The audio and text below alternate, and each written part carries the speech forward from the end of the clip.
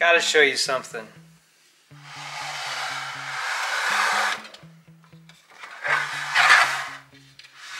Oh, don't want to do that. It's already broken. This plastic shelf has given up. It's surrendered. Now granted, we got a lot of weight here with the spices, but it should do better than this. So now it's time for a heavy metal upgrade. Let's take you through the steps of a successful repair, replace, or first time Lazy Susan install. Step 1, take all the existing stuff out of the current Lazy Susan right here. I'm gonna weigh each shelf. This guy here supposedly can take 35 pounds per shelf. I don't think I have 35 pounds worth of stuff on either one of these, but we'll see. Then we'll tear this guy out and put this guy in. We also probably want to put something over here, some shelving material to keep things from falling down in there. Look how bad it is. It goes all the way down through the Lazy Susan. So that was going to give away and break anyway. A couple things we need to know as we move along here. So that's 28 inches here, the height of the Lazy Susan, and also we want to get this distance here, and that's just under 14 inches here from the bottom here to the bottom here. And that gives us plenty of room here and here. Also want to get this distance here on the bottom, and that is right around 1.5 inches. All real important measurements going forward when we do the replacement. So I just got done measuring all the spices that were on the shelf, and it came out to right around 30 pounds. So the metal shelf should be able to hold this, but it was just too much for these plastic ones. The inside shot, here we are all cleaned out, ready to go.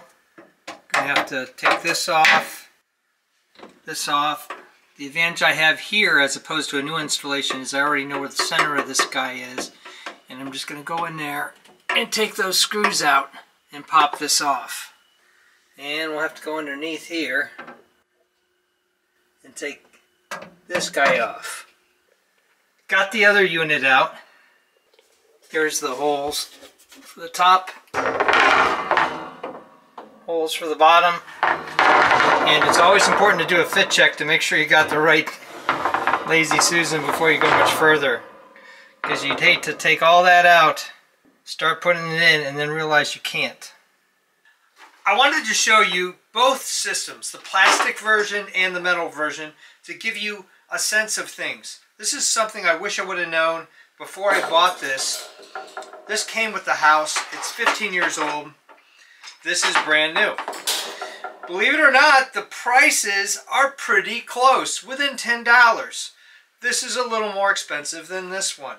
This is the top tray, and it had 32 pounds worth of spices and things on it. The one that broke had 29 pounds on it. And you can kind of see the structure on the bottom side here. It's kind of a webbing-ish thing, and it's clearly failed.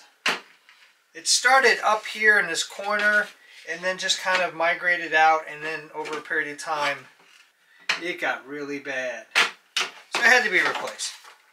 A couple other things to notice is this is a little taller. I think this is about 3 inches, and this is 2 inches, 1.5 inches maybe, and the tray sits in the middle of this distance right here. And the bottom sits here like this. Also, you can see the tubes. Thinner tube, thicker tube, shorter tube. Getting this one out was really, really hard because of the length of this tube. So I guess somebody's learned, because it's just short enough to make a difference in getting it in and out. Also, plastic bottom, plastic top, metal welded bottom, metal welded top. 2 pieces, 2 pieces. Based on the design, also an interesting point is you feed the metal trays through the top, and because of this piece here, the plastic trays get fed and stacked up through the bottom. So I'll show you what this guy looks like when he's put together. You just push it in over here, slide it in the bottom like that, and then here we go. You'll see that you got a hole right here, and that's where this little clip slips in,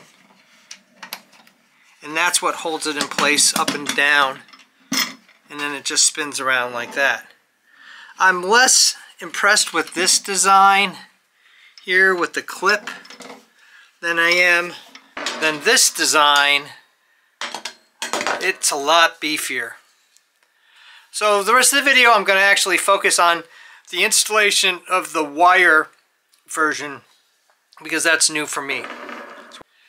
Here's another version of the plastic pole versus the other pole. You can see significantly different. I think this is a 1-incher, this is a 1.5, 1.25.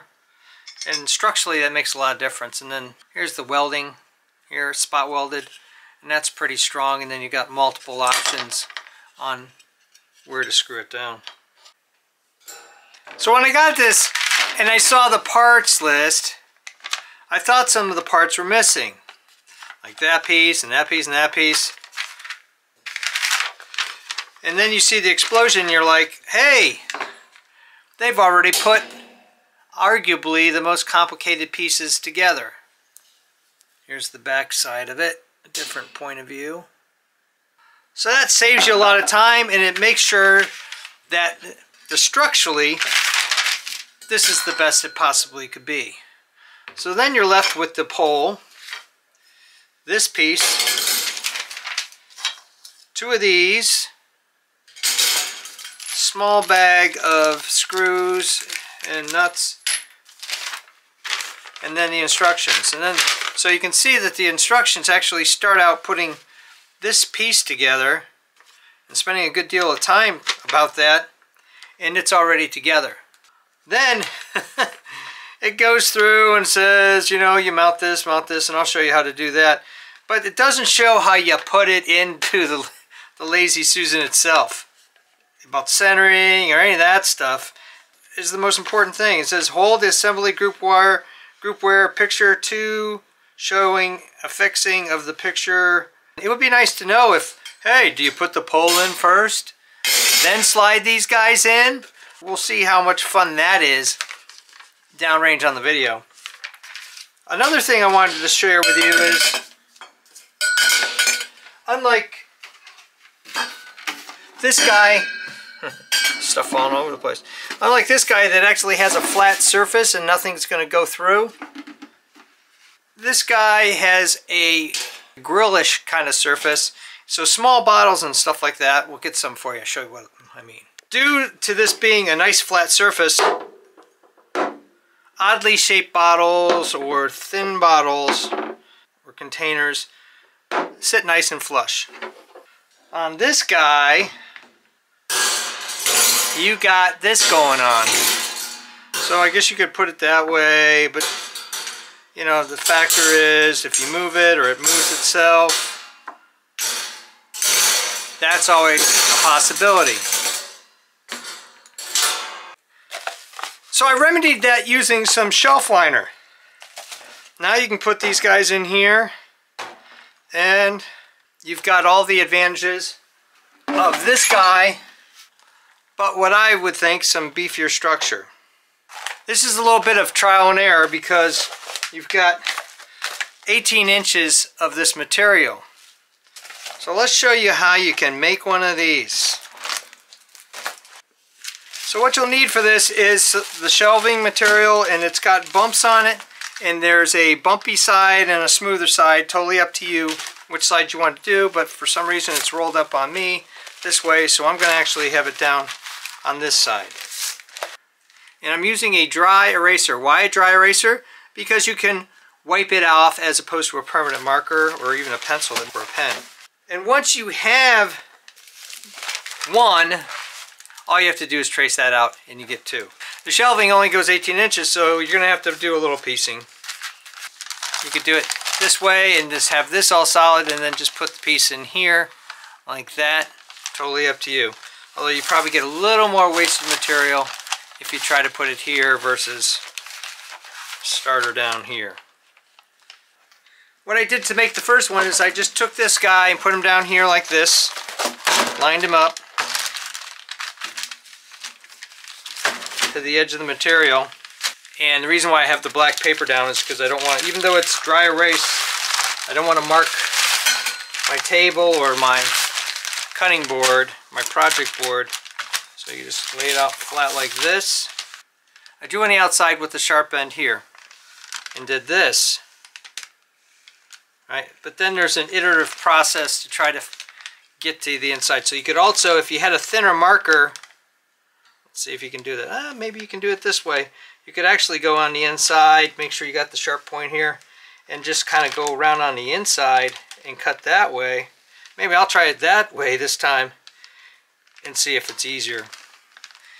And then there's your line, and then you just get some sharp scissors and then just kind of cut right along the line there. Or in this case, you could probably go on this side of the line and you'd get really close and you wouldn't have to trim it, you know, fit and trim like I did. And then put your cap on, your marker. You want to cut right on this line or maybe on just on the inside. And it cuts really easy.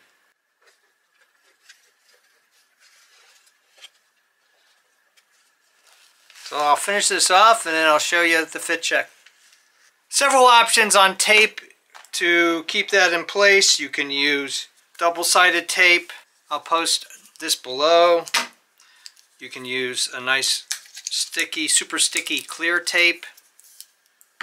Or you could just let friction take over, put things down and see how it does. I've thought this through a whole bunch of different ways, tried a bunch of things, and it seems like the best way to do this is to install the shelves in first, like this. Now, the real awkward stuff begins. And filming it is not going to be easy. So we'll give it the best shot we can. This is the bottom pipe. And we need the two plastic sleeves. Put one shelf in. Slide this guy in here.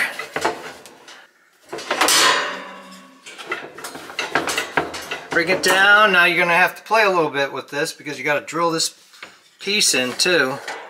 And that sits in there like that. Put the second one of these in.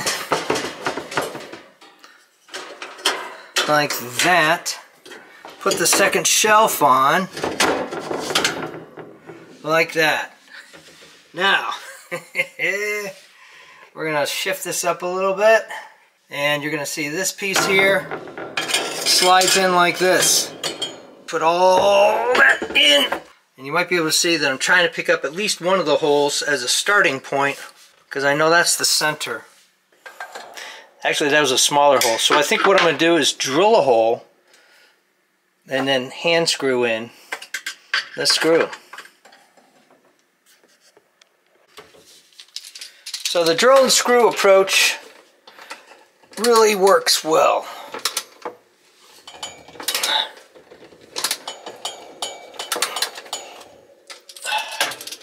And then you just go around and tighten them all up as best as you can.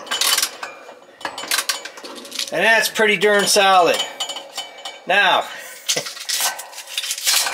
you drop all this stuff down here.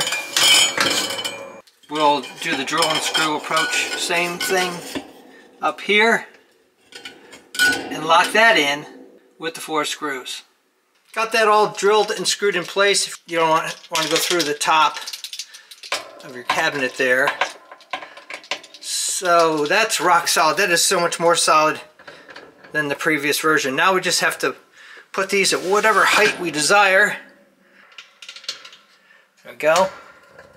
Pin it in place. By just sliding it down, lock it in. There you go.